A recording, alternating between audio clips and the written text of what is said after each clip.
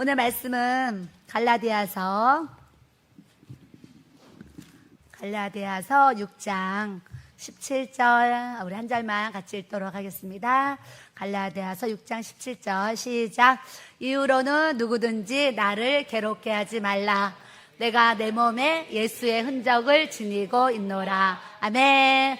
우리 안에 육체가 있고 우리 안에 영혼이 있는데 우리 안에 예수의 흔적을 지니는 삶을 우리가 살아내야 될 줄로 믿습니다.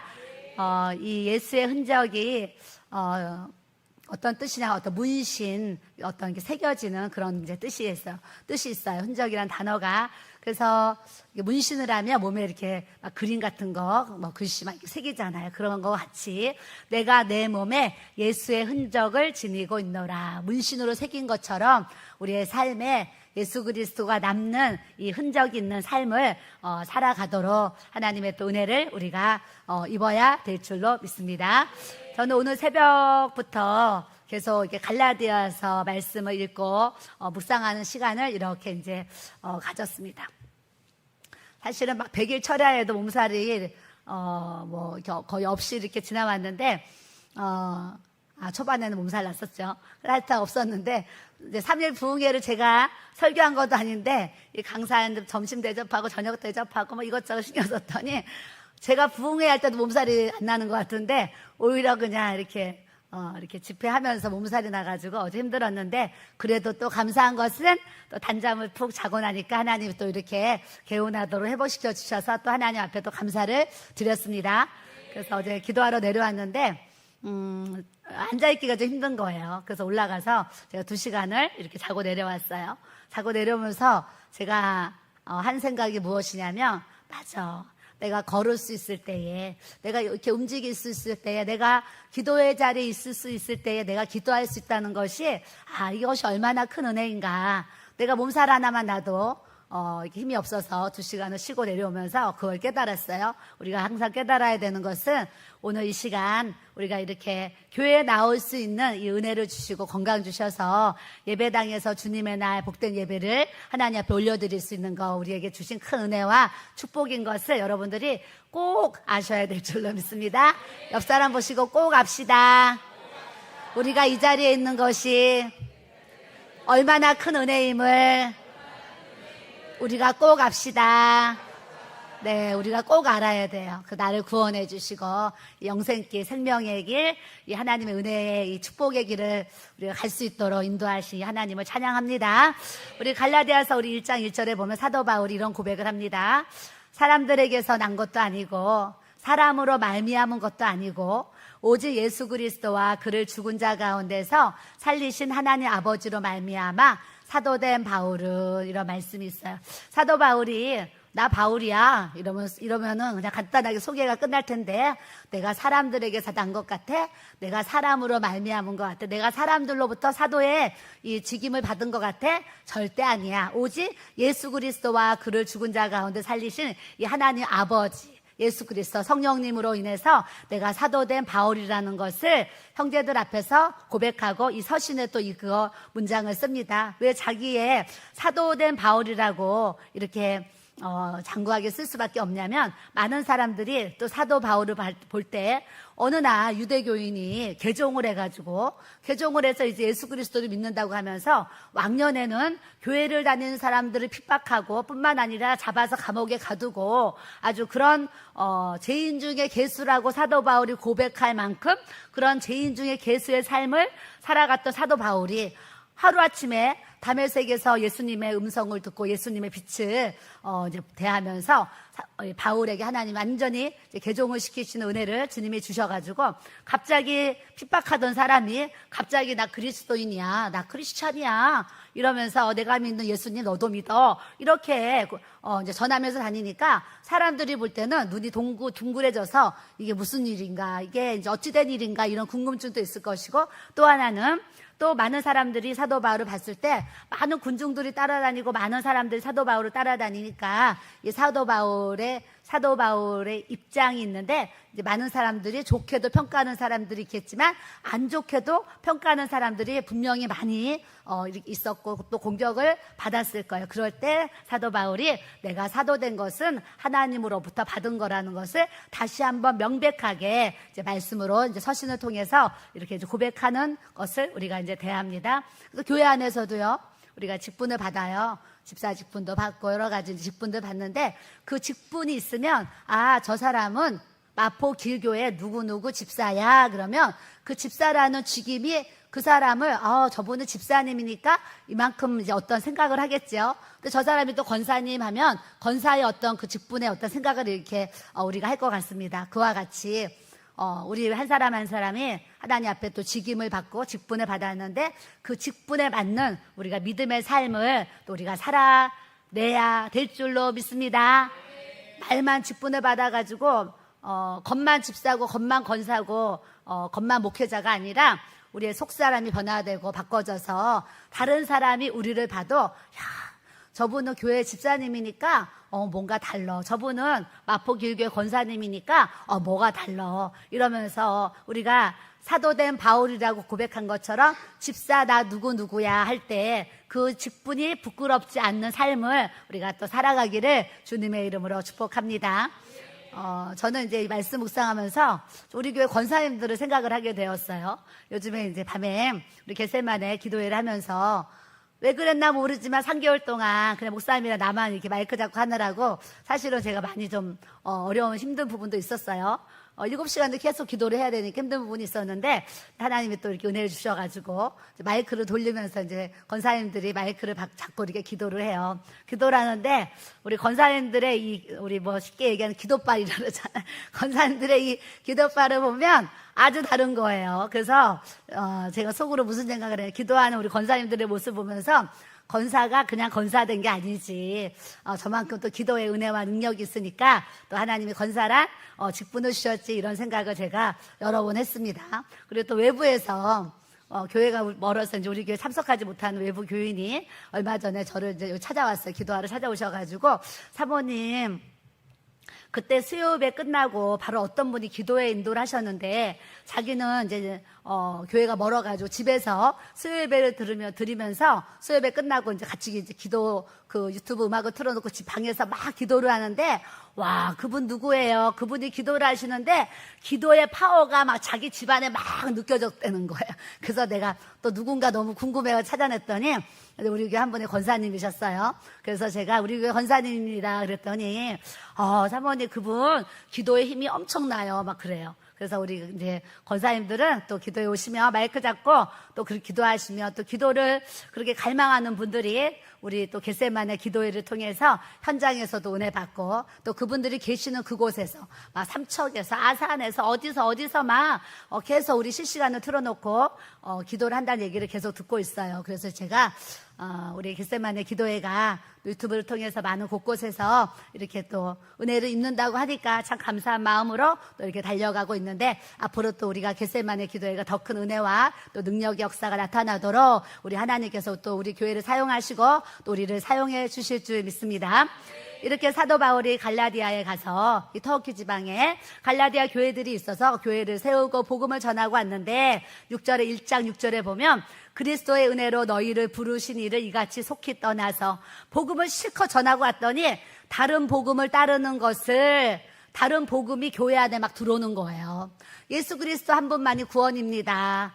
우리 예수 그리스도의 은혜로 구원받는 것입니다. 믿음으로 구원받는 것입니다. 사도 바울이 실컷 교회를 세우고 복음을 증거해놨는데 이 사탄이 가만히 안 있죠. 쑥 교회 안에 다른 복음을 전하는 사람들이 들어오는 거예요. 지금으로 말하면 우리나라도 막 이단들이 이렇게 있어요.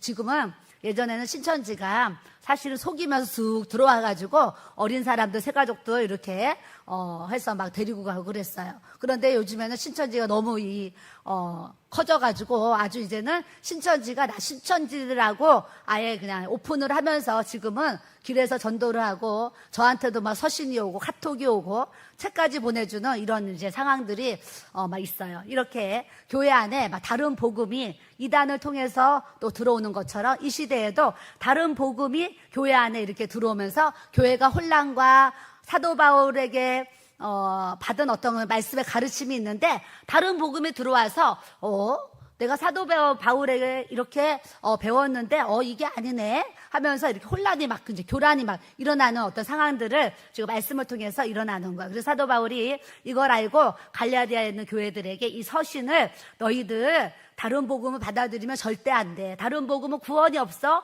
너희들 그렇게 신앙생활하면 절대 안 돼. 이런 이제 안타까운 마음, 간절한 마음으로 이 서신을 이렇게 쓰게 되었어요. 그래서 1장 10절에 보면 사도 바울이 이런 고백을 합니다. 이제 내가 사람들에게 좋게 하랴. 하나님께 좋게 하랴. 사람들에게 기쁨을 구하랴. 내가 지금까지 사람들의 기쁨을 구하였으면 내가 그리스도의 종이 아니니라. 이런 고백을 합니다. 우린 신앙생활하면서 사람들에게 보이려고, 목회자에게 보이려고, 누구에게 보이려고, 누구를 기쁘게 하려고 이런 신앙생활이 아니라 하나님을 기쁘시게 해드리려고 우리가 모든 한 걸음 한 걸음이 예수 그리스도의 흔적이 나타나는 이 믿음의 삶을 살아내야 될 줄로 믿습니다.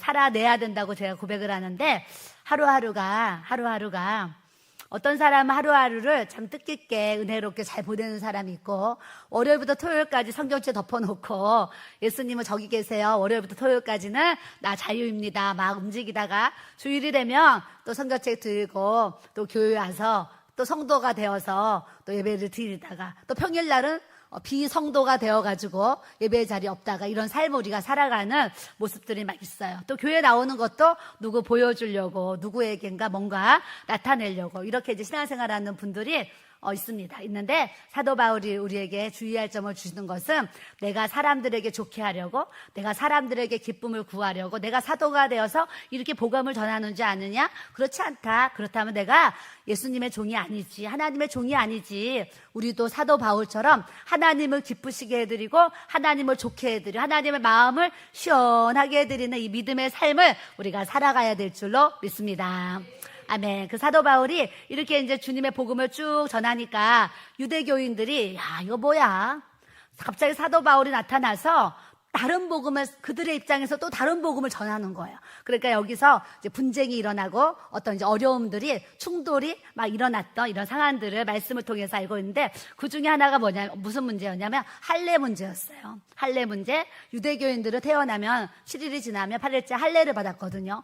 누구든지 할례를 받았는데 이방인들이 예수님을 믿고 이제 신앙생활을 하는데 가만히 보니까 할례를 안 받는 거예요. 이거 뭐야? 할례를 받아야 구원을 받는데 할례 없는 구원이 어딨어? 이러면서 이 할례 문제를 통해서 이제 충돌이 막 일어나서 그때 또 사도 바울이 디도를 데려가서 봐라. 이방인 이 헬라인 디도도 할례를 받지 않았지만 이게 구원을 이루는 삶을 살아가지 않느냐. 너희가 그것을 알아야 되고 할례는 할 수도 있고 안 할 수도 있는데 할례를 안 한다고 그래서 너희가 구원받지 못하는 것이 절대 아니라는 것을 너희가 알아야 된다. 이 얘기를 하시는 거예요. 저는 이제 26살에 시집을 왔는데 우리 부모님이 돼지고기를 안 드셨어요. 우리 어렸을 때는요.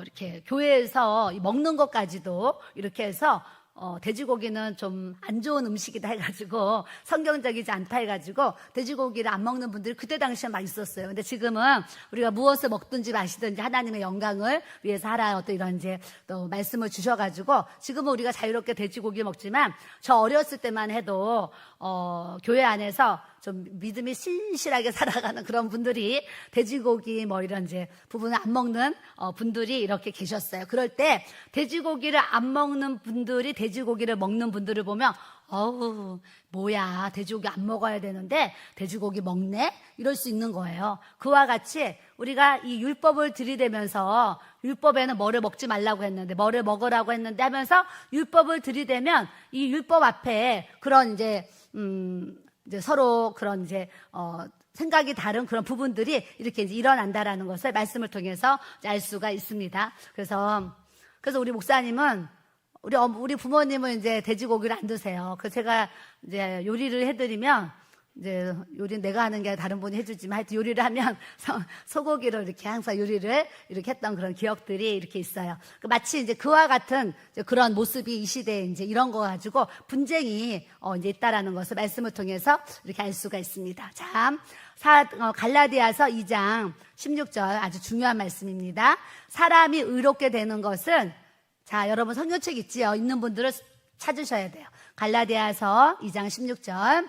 사람이 의롭게 되는 것은 율법의 행위로 말미암은 것이 아니고 오직 예수 그리스도를 믿음으로 말미암은 줄 알므로 우리도 그리스도 예수를 믿나니 이는 우리가 율법의 행위로서가 아니고 그리스도를 믿음으로써 의롭다함을 얻으려 함이라.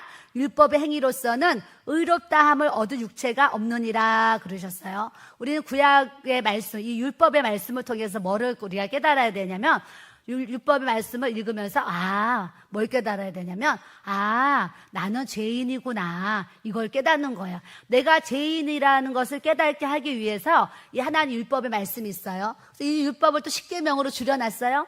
거짓말하지 말라, 도둑질 말라고, 가늠하지 말라, 이런 계명들을 우리에게 주셨어요. 이런 계명을 보면서 뭘 깨달아야 되냐면 나는 거짓말했지, 간음했지, 도둑질했지, 남의 거 훔쳤지, 살인했지, 이러면서 율법을 통해서, 말씀을 통해서 나는 하나님 앞에 정말 죄인이구나, 이거를 깨닫는 은혜를 우리가 가져야 될 줄로 믿습니다.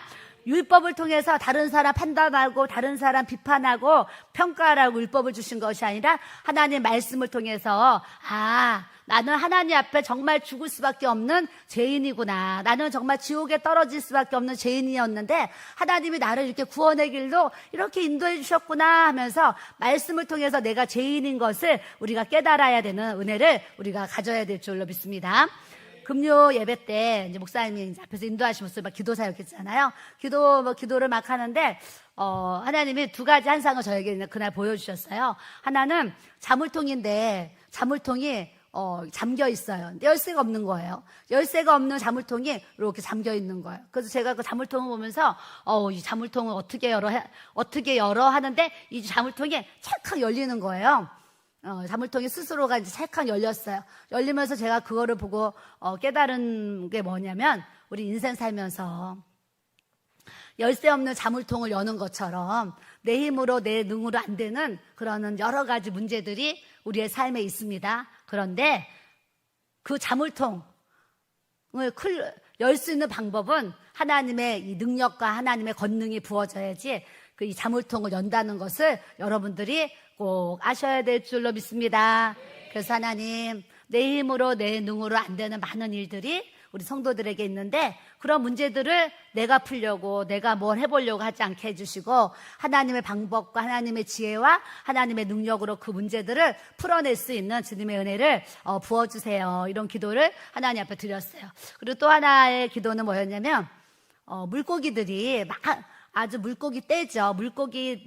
수많은 물고기 떼가 이렇게 물에 휩쓸려 가지고 홍수 나면 막 뭐 떠내려 가잖아요. 그 물고기가 막 물에 떠내려와요. 떠내려와서 어떤 이런 낭떠러지 이렇게 쑥 떨어지는데 보니까 이 떨어지는데 그 빛이 뭐냐면 불인 거예요. 위에는 물인데 밑에는 불이에요. 그래서 물속에 휩쓸려서 수많은 내려오는 그 물고기 떼가 불 속으로 막 다 떨어지는 그 모습을 이렇게 기도 중에 한상 중에 제가 보게 되었어요. 근데 이 한상에 이 물고기를 보여주시는 것은, 물고기는 영혼이에요. 영혼을 뜻하는 거기 때문에 제가 또 해석을 이렇게 하게 돼요. 지금 하나님, 오늘도 이 수많은 이 물고기 떼와 같은 수많은 영혼들이 이 세상에 그냥 세상에 그냥 휩쓸려서 이렇게 살다가 그들이 다 이렇게 지옥불에 떨어지는데 우리가 더 그들을 위해서 기도하고 또 전도하고, 하나님 내가 그렇게 살아가야죠 하면서 그런 이제 고백을 이렇게 드리게 되었어요. 자, 예수사랑, 이웃사랑 초청잔치 전단지를 만들었습니다. 여러분들이 제가 우리 교회 단톡에도 사진을 이렇게 올렸어요. 사진을 왜 올렸겠어요? 우리가 전도할 수 있는 전도 대상자들에게 그걸 보내라고 제가 올리는 거예요. 여러분도 아마 내가 올렸는데 한 분이라도 정말 예수 믿어야 되는데, 전도해야 되는데 이런 분들에게 보냈는지 참 궁금하지만 안 물어보겠습니다. 어찌됐거나 예수사랑, 이웃사랑 초청잔치, 요즘에는 또 기도하는 사람 보면 또 기도해서 예쁘고, 또 봉사하는 사람 보면 봉사해서 예쁘고, 전도하는 사람은 전도해서 예쁜데, 하여튼 요즘엔 또 주일날 새가족을 전도하는 성도들을 보면 아주 너무 또 예쁘고 감사합니다. 그래서 저도 전도하는 성도들이 이렇게 예쁜데 하나님이 또 전도하는 성도들을 보면 얼마나 예쁘시겠나, 여러분들 생각하시고 우리 주위에 전도해야 될 영혼들에게 우리 새가족 예수사랑 이웃사랑 초청잔치에 꼭 초대하셔서 하나님의 마음을 기쁘시게 해드리는 주일을 우리가 하나님 앞에 올려드리기를 주님의 이름으로 축복합니다. 그래서 핸드폰에 연락처가 있는데, 저도 이제 지금 내일 월요일부터 뭐 하려고 이제 제 핸드폰에 전화번호가 사실은 몇천 개가 있어요. 몇천 개가 있어가지고 내일은 이제 월화 이틀 동안 제가 제 핸드폰에 이 연락처를 쭉 해서 이제 이 봉헌 예배, 새가족 초청잔치, 추석 집회 이 세 가지를 다 하나로 세 가지를 붙여서 하나로 만들었습니다. 그걸 제가 이따 올릴 거예요. 하나로 만들었으니까 그 하나를 제가 이제 아는 분들한테 다 그걸 보내려고 저도 이제 지금 생각을 하고 있어요. 여러분들도 제가 이제 그 문자를 보내면 여러분들도 아는 분들에게 추석 집회, 또 우리 봉헌 예배, 새가족 초청잔치 우리가 또 초청해서 함께 기쁨을 나누는 또 이 믿음의 삶을 우리가 살아가야 될 줄로 믿습니다. 그래서 예수님이 이 땅에 오신 거예요.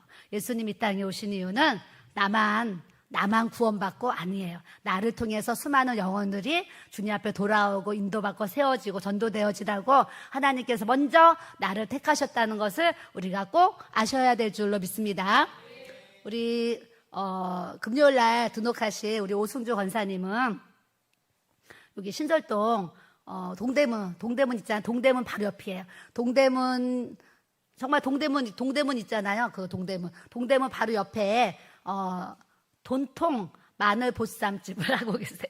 마늘 보쌈집을 부부가 하시는데 좀 경제적으로 이렇게 어려움을 겪으시다가 이 보쌈집을 지금 두 분이 이렇게 하시면서 이렇게 회복하고 가는 어떤 이런 상황 가운데 있는데, 이제 교회를 정하셔야 돼가지고 이제 금요일날 우리 교회 등록을 이렇게 해주셨어요. 근데 아직은 직원이 지금 부족해가지고 주일날 못 오시고 이제 그 당분간은 금요일날 철야 예배를 지금 오고 계시는 거예요. 그래서 이분이 너무 그 낙심과 또 절망 가운데 저를 찾아오셨어요. 몸도 마음도 너무 힘들어서 찾아오셨는데, 우리 금요 철야 예배를 이제 드리러 오셨어요. 드리러 오셨는데 이분이 이제 너무 오랜만에 이제 철야 기도를 하신 거죠. 기도를 하셨는데 하나님의 또 은혜가 뭐겠어요? 기도를 하고 나니까 한 주간에 매출이 점점 올라가는 거예요. 그러니까 이분이 얼마나 피곤해요. 보쌈집 하루 종일 그 등노동이잖아요. 그런데 금요일날 힘든 몸을 이끌고 와서 기도를 하고 철야기도 하고 이렇게 이제 가셨는데, 사모님, 제가 철야기도를 갔다 왔더니 하나님께서 매출을 점점 올려주셔서 장사가 점점 잘 되고 있어요. 이런 얘기를 하니까 제가 또 얼마나 기쁘겠어요. 그래서 이번에 우리 박 장로님 오셨을 때 제 마음이 그렇잖아요. 또 어차피 모르는 식당 가서 밥을 사드리는데 한 끼 식사는 거기서 사드리면 좋겠다 해가지고 이제 장로님 부부랑 모시고 여기에 갔어요. 갔더니요, 깜짝 놀랐어요. 홀이 다 찬 거예요. 예약을 해가지고 다 찼어요. 테이블이 다 차가지고 막 앉아서 드시는 거예요. 그래서 우리가 먹고서 우리 이제 더 오면은 자리가 없는 상황인 거예요. 다 차가지고. 그래서 우리 먹고 얼른 가져야 될 것 같다고. 그래서 먹고서 나가서 얘기하자고 하면서 이렇게 일어나서 왔어요. 그래서 이제 우리 권사님이 또 기도하니까 하나님이 이렇게 도우심을 또 고백하시니까 저도 또 너무 기쁜 거예요. 근데 맛이 기가 막힙니다. 마늘보쌈 맛이 기가 막혀요. 그래서 제가 저번에 우리 전도팀도 사드리고 또 이렇게 이제 섬겨드렸어요. 섬겨드렸는데, 예, 가족 모임을 한다. 셀 모임 회식한다. 남성교 회식한다. 그럼 한번 이제 남편분도 같이 등록하신 거예요. 남편 집사님도 같이 등록하셨으니까 남성교회도 한번 가시고 가족 그 회식할 때 꼭 여기를 이제 가셔서 제가 또 사진을 착각 올려드릴 거예요. 주소랑 올려드리면 여기 가셔서 드시면 또 서비스를 잘 해주실 것을 또 아시길 바랍니다. 근데 그냥 하는 말이 아니고 진짜 맛있다니까요. 진짜 유명한 집이니까 가서 드시고 또 서로 또 하나님 안에서 은혜를 나누시길 바랍니다. 이렇게 믿음 생활하면은요, 어려웠는데 또 기도하니까 뭔가 또 잘 된다고 하고 또 이렇게 풀린다고 하고 그러면 얼마나 마음이 또 진짜 기쁜지 몰라요. 우리가 또 성도들이 아프면 같이 아파하는 마음 갖고 성도들이 또 좋은 일이 있으면 같이 좋아하고 즐거워하며 사는 것이 우리가 주님의 몸된 교회 지체로서 또 살아가는 삶이라는 것을 여러분들이 아셔야 될 줄로 믿습니다. 옆 사람 보시고 사랑합니다. 당신밖에 없습니다. 당신 옆 사람 없어봐요. 나 혼자 예배 드려야 돼 여기서. 목사님 앞에 서 있는데 혼자 앉아있다 생각해봐요. 예전에 부흥회 갔는데요. 야, 목사님 성도 한 명인데 나를 간증집회 불러가지고 갔는데 정말 목사님 사모님 그 성도가 한 명이에요.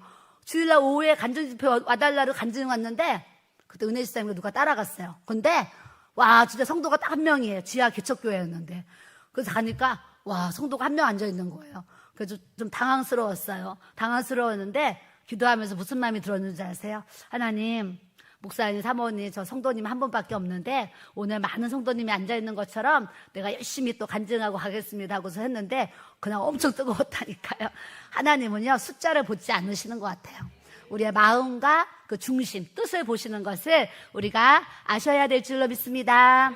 그렇게 한 분 앉아있으면 목사님도요 그 한 분 보고 얘기해야 되잖아. 그래도 우리가 이렇게 앉아있으니 얼마나 감사해요. 그러니까 내 옆 사람이 축복의 통로입니다. 옆 사람 보시고 당신이 축복의 통로입니다. 네, 우리가 너무 귀중한 하나님의 자녀들이고 정말 주님의 몸된 교회의 지체들이라는 것을 우리가 꼭 기억하시기를 바랍니다. 20절에 내가 그리스도와 함께 십자가에 못 박혔나니 그런즉 이제는 내가 사는 것이 아니요 오직 내 안에 그리스도께서 사시는 것이라. 이제 내가 육체 가운데 사는 것은 나를 사랑하사 나를 위하여 자기 자신을 버리신 하나님의 아들을 믿는 믿음 안에서 사는 것이라 그러셨어요. 내가 그리스도와 함께 십자가에 못 박혔나니 우리가 예수 그리스도의 그 십자가 앞에 다 우리의 정과 욕심을 꽝꽝꽝 못 박아야 될 줄로 믿습니다. 정이 뭐예요? 내 감정이잖아. 내 감정. 내 감정. 그래서 우리가 좀 덜 만들어지면 오늘 오전의 말씀처럼 신앙이 덜 성장되고 덜 성숙되어지면 이 감정 조절이 안 돼요. 감정 조절. 화가 나면 화가 그냥 나고 그냥 또 기쁘면 기뻐하고 뭐 이렇죠. 그런데 내가 그리스도와 함께 십자가에 못 박혔나니 기쁠 때는 기뻐할 수 있는데 막 이제 분노를 스스로가 다스릴 수 있도록 또 이렇게 하나님이 이렇게 그런 은혜도 우리에게 이렇게 이제 부어주심이 이렇게 있어요. 그래서 우리가 시간이 지나가면 지나갈수록 오늘 오전의 말씀처럼 우리 신앙이 장성한 분량에 이르는 믿음으로 헤엄쳐서 아주 창일한 그런 은혜 속에서 우리가 살아가는 신앙생활 되기를 또 예수님의 이름으로 축복합니다. 그런즉 이제는 내가 사는 것이 아니고 오직 내 안에 그리스도께서 사시는 것이라. 예전에는 내 안에 내가 있어서 내가 주인이니까 내가 하고 싶은 대로 하는 거예요. 내가 사랑하고 싶으면 사랑하고 욕하고 싶으면 욕하고 미워하고 싶으면 미워하고 내 마음대로 하는 거예요. 그런데 예수 그리스도 십자가에 나를 딱 못 박아버리면 나타나는 현상이 뭐냐면 내가 사는 것이 아니고 내 안에 그리스도가 사시는 것이라서 내가 육체 가운데 살지만 나를 사랑하시고 나를 위해 자기 자신을 버리신 하나님의 아들을 믿는 믿음 안에서 사는 것이라 그러셨어요. 우리는 성령을 따라서 살아야 될 줄로 믿습니다. 성령에 속한 삶을 살아야 될 줄로 믿습니다. 그래서 우리가 무엇을 할 때 하나님, 예수님, 성령님 부르는 거예요. 그러면 그래 너 이렇게 해야지 저렇게 해야지 이렇게 해야 돼 이렇게 막 알려주신다니까요. 그런데 저는 언제 많이 사실 알려주시냐면 기도할 때 많이 알려주시는 거야. 저녁에 이제 많은 시간을 기도를 하다 보니까 기도할 때 여기 어떻게 해야지 이게 막 생각이요 막 나요. 그러면 이제 메모도 하고 핸드폰에다가 기록도 해요. 여기다가 이렇게 해야지 막 저거 기록을 하는데 기도를 할 때 하나님이 우리에게 지혜를 주시고 샛별같이 떠오르는 그런 생각들을 주셔서 우리가 어떻게 해야 될지 어디로 가야 될지 무엇을 해야 될지를 기도를 통해서 많이 이렇게 알려주시는 것 같아요. 그래서 여러분들도 기도할 때에 하나님께서 여러분들에게 지혜를 주시면 그때 주신 성령의 감동들이 있을 텐데 그 성령의 감동을 듣고 우리가 듣고 순종하면 하나님이 좋은 열매로서 결과가 이루어지도록 우리 주님이 역사해 주실 줄 믿습니다. 자, 3장 1절에 보니까 바울이 갈라디아 사람들한테 어리석도다 이런 얘기를 해요. 어리석도다 갈라디아 사람들아, 뭐 이런 사람들 어리석대는 거예요. 사도 바울이 볼 때 이 사람들이 분명히 이게 죄인 줄 알고 잘못된 건 줄 알고 죄를 분별하고 살아갈 수 있다는 것을 사도 바울은 아는데 이 사람들이 그렇게 이게 죄인 줄 알면서도 죄를 짓고 따라가는 거예요. 이것이 영적으로 아니라는 걸 알면서도 아닌 것을 막 따라가는 거예요. 그러니까 사도 바울이 볼 때 너무 안타까워가지고 어리석도다 갈라디아 사람들아 이런 고백을 해요. 우리는 믿음 생활하면서 지혜로운 하나님의 사람이 돼야지 어리석고 미련한 이게 믿음의 어떤 이렇게 삶을 살아가지 않기를 또 바랍니다. 자, 3절에 보니까 너희가 이같이 어리석으냐? 성령으로 시작하였다가 이제는 너희가 육체로 마치겠느냐? 이런 얘기를 하시는 거예요. 야, 너 예전에 성령 받았잖아. 예전에 너 그렇게 기도했잖아. 예전에 너 성령님이 말씀하신 듣고 순종했잖아. 야, 그런데 너 예전에는 그렇게 기도하더니 너 어떻게 지금은 육체로 떨어져가지고 기도도 안 하고 사니? 말씀에 순종도 안 하고 사니? 주일도 못 지키고 사니? 헌물 생활도 하지 못하고 사니? 너 왜 저런 사람을 이제는 사랑했는데 왜 이렇게 미워하면서 사냐? 이러면서 너 예전엔 성령으로 시작했는데 너가 왜 지금은 육체의 소욕을 따라서 육신의 사람으로 전락되어서 너가 그렇게 사느냐? 너무 안타깝다. 너 그렇게 살면 절대 안 된다 이 얘기를 하시는 거예요. 그래서 우리는 하나님의 자녀가 하나님의 뜻대로 살아야 하나님의 복을 받는다는 것을 여러분들이 꼭 아셔야 될 줄로 믿습니다. 이거는 제가 만들어낸 그 단어인데 제가 만들어 놓고도 너무 은혜로운 거예요. 따라해보세요. 하나님의 자녀는 하나님의 뜻대로 살아야 하나님의 복을 받습니다. 예, 하나님의 자녀가 하나님의 뜻대로 살면 하나님의 복을 받도록 하나님께서 인도해 주시는 줄 믿습니다. 여러분들이 하나님의 복 받기 원하시지요? 그러면 하나님의 뜻대로 살아가셔야 돼요. 뜻대로 살다 보면 하나님께서 이러한 저러한 은혜와 삶의 축복을 우리의 삶에 또 열어주시는 줄 믿습니다. 자, 3장 24절에 가면은요, 율법이 어떤 거라는 거 알려주시는 거예요. 너 율법이 어떤 건지 아느냐? 율법. 자, 이같이 율법이 우리를 그리스도께로 인도하는 초등교사, 지금 초등학교 선생님 같이 그런 역할을 하는 거라는 거예요. 이 구약의 율법의 말씀을 통해서 우리가 학교가 뭐예요? 기역, 니은, 가나다라 배우면서 초등학문을 배우잖아요. 그와 같이 초등교사가 아이들에게 그런 학문을 가르치듯이 우리가 율법을 통해서 하나님을 믿으면 계명을 이렇게 지키는 거야. 예배를 이렇게 드리는 거야. 이렇게 하나님을 경외하는 삶을 살아야 되는 거야. 불순종하면 이렇게 징계를 받는 거야. 이렇게 하면 저주를 받고 이렇게 하면 축복을 받는 거야. 이런 것들을 교사에게 가르침을 받듯이 율법의 말씀을 통해서 너희들이 앞으로 신앙생활 하는데 이렇게 하는 거야. 이렇게 알려주신다는 거예요. 그러면서 27절에 누구든지 그리스도와 합하기 위해서 세례를 바른 자는, 저는 이 말씀은 너무 좋아해요. 그리스도로 옷 입었느니라. 우리는 각자 다양한 옷들을 입었는데요, 예수 그리스도로 옷 입어야 될 줄로 믿습니다. 예수 그리스도 옷 입는다는 게 뭐예요? 예수님처럼 말하고, 예수님처럼 생각하고, 예수님처럼 행동하고, 예수님처럼 또 능력을 행하고, 예수님처럼 말씀을 가르치고 양육하고, 어떤 그리스도의 옷을 입었다는 것은 예수님처럼 우리가 그렇게 순종하고 살아간다는 거예요. 그래서 우리가 어떻게 예수님처럼 다 따라가겠어요? 그러나 조금이라도 그렇게 살아가려는 이 마음을 가지고 주님 앞에 살고자 하면 또 그렇게 살 수 있도록 하나님께서 우리에게 그런 은혜를 우리에게 주시는 줄 믿습니다. 그래서 이렇게 초등교사에게 말씀을 잘 가르침을 받았는데 여기서 끝나면 안 되고 그 뒤에 우리가 성령을 받아서, 자, 4장 6절에 너희가 아들이므로 하나님이 그 아들의 영을 우리 마음 가운데 보내사 아빠, 아버지라 부르게 하셨느니라 그러셨어요. 이제 하나님이 누구예요? 우리의 아버지가 되신 거예요. 아버지. 와, 아버지 얼마나 불러보세요. 아버지. 하나님 아버지. 좋아요, 안 좋아요?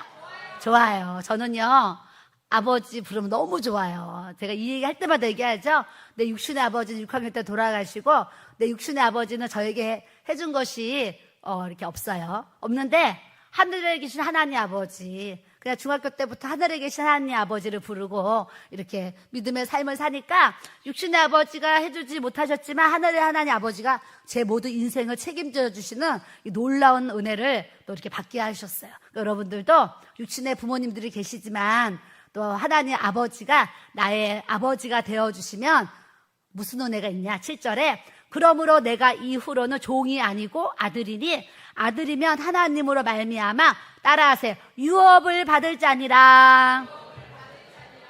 아버지가 돌아가시면 아들에게 있는 것만큼 있는 것에 상속을 주잖아요. 상속을 줘. 하나님이 우리 아버지가 되시면 하나님이 우리에게 상속자가 되게 하시는 것을 우리가 알아야 될 줄로 믿습니다. 하나님의 상속자가 돼요. 여러분, 이 땅에 부모가 좀 있다고 그거 상속받아도 사람들이 좋아하잖아요. 그런데 하나님 아버지가 나의 아버지시고 그분에게 내가 유업을 받는다고 생각해 보세요. 얼마나 기쁜 일이에요. 이 땅에서 하나님이 주시는 요만큼의 은혜 우리가 생각할 것이 아니라 영원히 살 그 본향에 가서 영원히 누릴 그 우리의 상속, 우리의 유업을 바라보면서 우리가 기뻐하는 삶을 살아야 될 줄로 믿습니다. 아멘. 이렇게 이제 율법의 말씀을 통해서 이제 우리가 깨달음을 갖고 내가 죄인임을 깨닫고 성령을 받아가지고 이제 또 하나님을 아버지라고 이제 우리가 부르면서 이렇게 신앙생활을 하고 쭉 넘어가면 무슨 이제 역사가 있냐면 자 5장 1절에 가겠습니다. 그리스도께서 우리를 자유롭게 하려고 자유를 주셨는데 그러므로 굳건하게 서서 다시는 종의 멍에를 매지 말라 그러셨어요. 우리가 하나님이 자유를 주셨어요. 주의 영이 있는 곳에 너희가 자유함을 주셨는데 이 자유가 절대 주의해야 될 것은 방종이 되면 안 돼요. 나 자유해. 집에서 혼자 예배 드리고 예배당도 교회도 안 가고 나 자유해 하면서 혼자 신앙생활하고 혼자 성경 공부하고 굉장히 사실은 위험한 부분들이 이렇게 있는데 그런 자유, 내 맘대로 주일날 골프 치러 척 하면서 나는 이 자연을 보면서 여기서 예배를 드리고 막 골프를 치고 이런 골프 치는 분들이 저 안 좋아하겠지만 요즘에는요 이 주일날 골프 때문에 교회 못 나가는 분도 무지 많아요. 그런데 하나님이 주신 이 진정한 자유는 영적인 자유라는 것을 여러분들이 아셔야 될 줄로 믿습니다. 주일날 내 맘대로 돌아다니는 이 자유를 주님이 절대 얘기하신 것이 아니에요. 그래서 5장 16절에 내가 이루노니 너희는 성령을 따라 행하라. 그리하면 육체의 욕심을 이루지 아니하리라 그러셨어요. 육체의 소욕은 성령을 거스리고 성령은 육체를 거스리는데 이 둘이 서로 대적함으로 너희가 원하는 것을 하지 못하게 하려 함이라 그러셨어요. 우리 안에는요 육체의 욕심도 육체의 소욕이 있고요 성령의 욕심, 성령의 이 소욕이 있어요. 그런데 성령도 충만하고 육체의 어떤 소욕도 충만하고 이건 절대 불가합니다. 둘 중에 하나인데 육체의 소욕과 성령의 소욕이 항상 줄다리기 하면서 싸워요. 저는 기도하면서 이제 상담하면 기도할 때요 한상에 우리 그 운동장에서 줄다리기 있잖아요. 줄다리기. 기도받는 사람 이쪽 잡고 있고 이 귀신은요 시커먼 옷 입고 저쪽 잡고 있어요. 그래서 서로 줄다리기 하는 거. 줄다리기. 너가 이기냐 내가 이기냐. 누가 이겨요? 강한 자가 이기는 거예요. 우리가 성령 충만하면 마귀가 나를 땡기려고 할 때 내가 절대 땡겨가지 않아요. 성령 충만하면 내가 마귀를 엎드리게 하고 마귀를 무릎 꿇게 하고 마귀를 굴복시키는 이 믿음의 능력을 하나님이 우리에게 부어주시는 줄 믿습니다. 둘 중에 하나예요. 이기냐 지냐. 성령님과 이 마귀가 대적할 때요 둘 중에 하나예요. 이기냐 지냐인데 여러분들이 성령 충만하면 이길 것이고 성령 충만하지 못하면 매일 지는 거예요. 지면 무슨 일이 일어나요? 후회해요. 성령님은 오늘 나에게 교회 가서 예배드리라고 하셨는데 아유 피곤해서 안 갔더니 이러면서 시간이 지나면 뭘 후회를 해요. 아유 예배 갈 걸 그랬네. 기도할 걸 그랬네. 전도할 걸 그랬네. 막 이러는 거예요. 어떤 자매님이 상담 받으러 왔어요. 상담 받으러 왔는데 부모님은 예수님 믿으세요? 그랬더니 우리 아버지는 아주 완고하시고 이런저런 이러신 분이기 때문에 절대 하나님이 안 들어가는 그런 분이라고 얘기를 하더라고요. 그래서 제가 그럼에도 불구하고 자매님 부모님을 위해서 기도 많이 하고 부모님에게 전도할 그 찬스, 기회를 잘 잡아가지고 부모님에게 꼭 전도하셔서 부모님이 꼭 구원받도록 하셔야 되는데 그것이 제가 볼 때는 인생의 가장 큰 효도는 예수 안 믿는 부모님 예수 믿게 하는 거 천국 보내드리는 가장 큰 효도입니다. 그러면서 부모님을 위해서 기도하고 꼭 전도하세요. 제가 왜냐하면 아직 청년이니까 이런 겉면을 안 하면 그냥 그렇게 이제 그냥 이렇게 살아도 되지 이러는 거죠. 그런데 어느 날 예상치 못한 상황이 생겼을 때 얼마나 당황스럽겠어요. 그래서 저는 이 자매한테 이 얘기를 꼭 해줘야 되겠다 하면서 이제 부모님 꼭 구원시켜야 되니까 이렇게 하세요. 또 얘기를 또 이렇게 이제 하게 되었어요. 우리는 아주 때를 따라 아주 복음을 전해야 되는데 때를 얻든지 못 얻든지 우리는 계속 복음의 씨를 이렇게 뿌리는 삶을 우리가 살아가야 될 줄로 믿습니다. 그래서 우리의 눈이 이렇게 열려가지고 이렇게 이웃을 보면 누구 전도할 사람 있나 이렇게 찾으면 하나님이 또 전도할 영혼들을 딱 하나님께서 또 보내주시는 은혜를 주님이 또 주시는 줄 믿습니다. 자, 19절에 가면 육체의 일은 분명하니 음행과 더러운 것과 호색과 우상숭배와 주술과 원수 맺는 것, 분쟁, 시기, 분냄, 당짓는 것, 분열함, 이단, 투기, 술 취함, 방탕함. 네, 남자분들이 예수님 믿기 전에 이 술에 대해서 막 이런 게 여기 막 걸리죠. 음행 막 이런 게 막 이제 걸려요. 또 여자분들은 뭐예요? 시기, 분내, 막 당짓는 거, 분열하는 거. 남자분들보단 제가 여자분들을 볼 때 우리가 시기 질투가 여자분들에겐 시기 질투가 좀 강하게 있는 것 같고 남자분들에게는 어떤 음행이나 이런 술 취함, 방탕함 이런 것들이 더 많이 이렇게 있는 것 같아요. 그런데 하나님 앞에서 남녀 누구나 이 안에 있는 모든 이 육체의 일이 있으면 뭐라고 써 있냐면 따라하세요. 하나님의 나라를 유업으로 받지 못할 것이요. 네, 분명하게 육체의 일이 있는데 음행과 더러운 거, 호세, 우상숭배, 주술, 원수 맺는 거, 분쟁, 시기, 분냄, 당짓는 거, 분열, 이단, 투기, 술 취함, 방탕함 이와 같은 것을 얘기하면서 뭐라고 그러시냐면 너희에게 경계한 것 같이 경계하노니 이런 일을 하는 자는 하나님의 나라를 유업으로 받지 천국 못 들어간다는 거예요. 하나님의 나라를 잊지 못한다는 거예요. 어떻게 들어가요? 이런 부분에 죄진 거 회개해야지 들어간다고 말씀을 통해서 알려주시는 줄 믿습니다. 어떻게 우리가 음행이 없었겠어요? 어떻게 우리가 더럽지 않겠어요? 다 더럽고 다 분쟁과 사기와 분냄 당짓는 거 우리가 다 해가면서 살아왔어요. 그런데 우리가 하나님의 나라에 들어가려면 이 모든 육체의 일에 있어서 이렇게 죄를 지은 삶을 살았지만 그렇지만 예수 그리스도 앞에 우리가 재고백을 하고 예수의 피로 씻어서 구원받는 흰옷 입은 신부로 우리가 준비돼야 된다는 것을 우리가 꼭 알아야 될 줄로 믿습니다. 옆에 사람 보시고 흰옷 입으시다. 우리요 흰옷 입어야 돼요. 영적으로도요 흰옷이 있고 시커먼 옷이 있어요. 예전에 어떤 분은요 교회 다니는데 기도를 하는데 시커먼 옷을 입고요. 아니 예수님을 믿는데 흰옷을 입어야지 어떻게 시커먼 옷을 입어요? 그런데 이분이 예수님을 모르는 거예요. 교회는 다니는데 복음을 모르는 거예요. 복음을. 그래서 교회를 다니지만 복음을 모르고 뭐 이렇게 성령이 뭔지 예수의 피가 뭔지 모르는 거예요. 그런 분을 제가 봤을 때 시커먼 옷을 입고 있어요. 우리는 영적으로 다 예수님의 보혈로 깨끗이 씻어서 흰옷 입은 그리스도의 거룩한 정결한 신부로 늘 준비해야 될 줄로 믿습니다.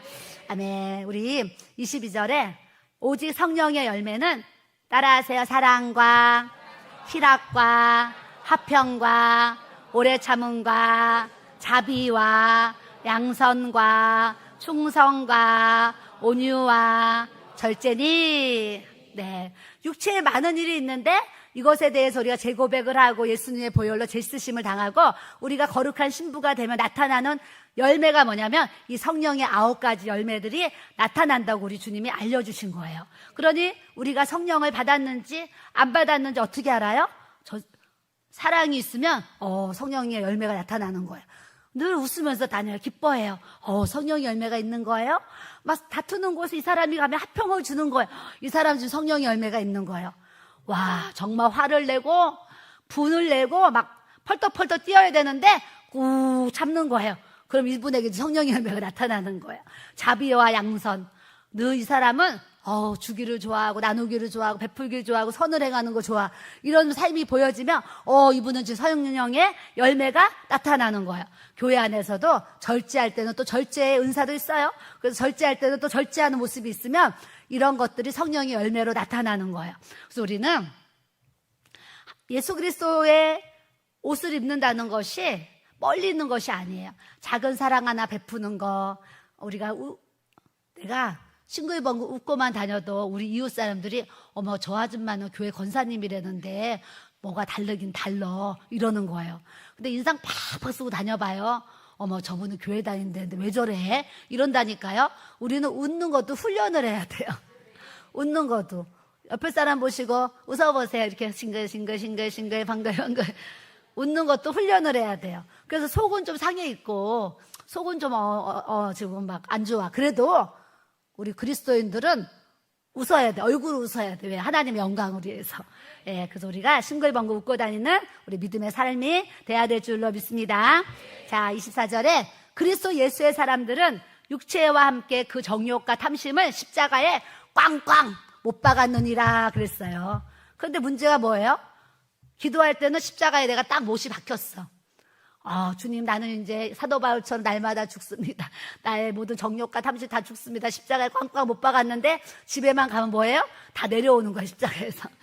다 그냥 못을 빼고 다 내려와가지고 내 맘대로 살아가는 거예요. 그러니까 필요할 때는 예수님, 주님 막 부르는 거예요. 근데 뭔가 기분이 나쁘고 막 안 좋아요? 그러면 예수님은 저기가 계세요. 주님 저기가 계세요. 이러는 거예요. 우리가 이런 삶이 아니라 어디 있든지 예수님과 그리스도와 연합된 삶을 우리가 살아야 될 줄로 믿습니다. 그래서 정욕과 탐심은 십자가에 꽝꽝 못 박았느니라 그랬으니까 저도 이게 다 못 박아지겠습니까? 다 못 박아지지 않는데도 불구하고 못 박으려고 삶을 사니까 또 그렇게 살아가도록 은혜를 하나님이 주시는 줄 믿습니다. 자, 25절에 만일 우리가 성령으로 살면 성령으로 행할지니 헛된 영광을 구하여서 서로 노엽게 하고 서로 투기하지 말지니라 그랬어요. 우리가 옆 사람이 잘 되면 그냥 축복해 주는 거예요. 근데 옆 사람이 그냥 잘 되면 배 아픈 사람들 있잖아요. 그러면 절대 안 되는 거예요. 옆에 사람이 잘 되고 자녀들이 잘 된다 그러면 잘 됐네 축하해 줘야 돼요. 근데 막 옆에 사람이 잘 됐는데 박수는 쳐주는데 막 배가 아파하면 안 돼요. 우리가 내 이웃이 잘 되는 것에, 내 지체들이 잘 되는 것에 막 축하해 주는 거예요. 축하해주고 또 우리 이웃들이 어려움을 당하면 함께 울어주고 또 함께 또 울어주고 위로해주는 이 삶을 우리가 또 살아가야 될 줄로 믿습니다. 6장에 이제 나오는 말씀은 뭐냐면 너희가 서로 짐을 지라 그러시는 거예요. 서로 짐을 지라. 이 짐이요 가벼운 짐이요. 가벼운 짐이면 나 혼자 지죠. 그런데 무거운 짐을 뜻하는 거예요. 너희가 짐을 서로 지라. 그래서 교회 안에 보면 또 어려운 짐진 분들이 있어요. 삶에 무게가 힘든 분들이 있죠. 그런 분들이 있으면 우리가 서로 뭐 해야 돼요? 같이 중보기도 해주면서 서로 기도해주고 서로 위로해주면서 그리스도의 법을 성취하는 삶을 우리가 또 살아야 될 줄로 믿습니다. 자, 6절에 보면 가르침을 받는 자는 말씀을 가르치는 자와 모든 좋은 것을 함께하라 그러셨어요. 그러니까 여러분들이 기쁜 일 있으면 목사님한테 전화해야 돼요? 안 해야 돼요? 해야 돼요. 좋은 일 있으면 해야 돼요? 안 해야 돼요? 해야 돼요. 여러분 가르침을 받는 자는 말씀을 가르치는 자와 좋은 것을 함께 하라 그랬으니까 뭔가 이렇게 삶에 또 하나님 은혜 주셔서 좋은 일이 있거든. 하나님이 또 저에게 이렇게 은혜를 주셨어요. 오늘의 간증 오늘 막 2분이나 하셨어요. 오늘의 간증 하나님이 내게 주신 은혜를 이렇게 나누는 거예요. 나눌 때 하나님이 또 기뻐하시고 그걸 통해서 하나님이 또 영광을 받으시기 원하시는 거예요. 그러니까 여러분들이 하나님이 나와 함께 하신 은혜들이 있으면 오늘 그분들처럼 이렇게 간증하는 거예요. 그럼 하나님이 그래 내가 너에게 그런 은혜를 줬지 이러면서 좋아하신다니까요. 그래서 하나님이 우리에게 주시는 어떤 선물들이 있고 은혜들이 있는데 그것을 혼자만 그게 아니고 같이 나눌 수 있는 또 이제 모습도 가졌으면 좋겠고 어려운 일도 함께 또 좋은 일도 함께 나누는 삶을 우리가 살아야 될 줄로 믿습니다. 근데 사실 목회자는요 그동안 목회를 해봤을 때 어려운 일 있으면 전화 바로 옵니다. 제가 볼 때 전화 바로 와요. 힘든 일 있으면 전화 바로 오는데 좋은 일 있을 때는 한참 뒤로 들어요. 며칠 뒤에 나는 듣고 모르고 막 있을 때가 있어요. 이러면 안 되는 거. 좋은 일도 기쁜 일도 함께 가는 우리가 돼야 될 줄로 믿습니다. 네, 그다음 9절에 우리가 선을 행하는데 너희가 낙심하지 말아라 얘기를 하세요. 포기하지 아니하면 때가 이름에 거두리라 그러셨어요. 우리가 이제 신앙생활하면 좋은 일 많이 하지요. 착한 일 많이 합니다. 그런데 그런 일을 나는 선을 행했는데, 나는 좋은 일 했는데 낙심하는 일이 생겨요. 이런 일이 막 생기잖아요. 그럴 때 주님이 너희가 좋은 일을 행하고 나서 낙심하지 말아라 그러셨어요. 너희가 그거 포기하지 아니하면 때가 이름에 너가 선으로 행한 것에 대해서 하나님께서 은혜와 축복과 열매를 거두리라 말씀하신 거예요. 그래서 여러분들이 우리가 이제 기회 있는 대로 좋은 일을 했는데 나는 정말 예수 그리스도의 마음과 심정으로 이 사람에게 선한 일을 베풀고 좋은 일을 이렇게 했어요. 했는데 이 사람이 그 은혜도 모르고 나를 떠나기도 하고 나를 또 힘들게도 하고 상하기도 할 수 있어요. 그러나 그 사람은 그 은혜를 나한테 갚지 못하고 떠나는 상황이 생길지라도 누가 보셨냐면 하나님이 보셨다는 것을 아셔야 될 줄로 믿습니다. 그래서 선한 일을 행하면 선한 열매를 맺게 하셔서 우리 하나님 앞에 영광 돌리는 삶을 살아가도록 인도해 주실 줄 믿습니다. 그래서 마지막으로 오늘 주제의 말씀 6장 17절. 이후로는 누구든지 나를 괴롭게 하지 말라. 따라하겠습니다. 내가 내 몸에 예수의 흔적을 지니고 있노라. 네, 오늘 말씀을 통해서 우리가 육체를 입고 있는 우리가 이 한 주간을 또 살아가면서 나를 통해서 내가 예수 그리스도 옷을 입어서 예수 그리스도의 은혜, 예수 그리스도의 사랑, 예수 그리스도의 향기, 예수 그리스도의 마음, 예수님이라면 어떻게 하셨을까? 이런 마음을 가지고 우리의 한날 한날이 예수의 흔적이 남는 이 믿음의 삶을 우리가 살아가기를 주님의 이름으로 축복합니다.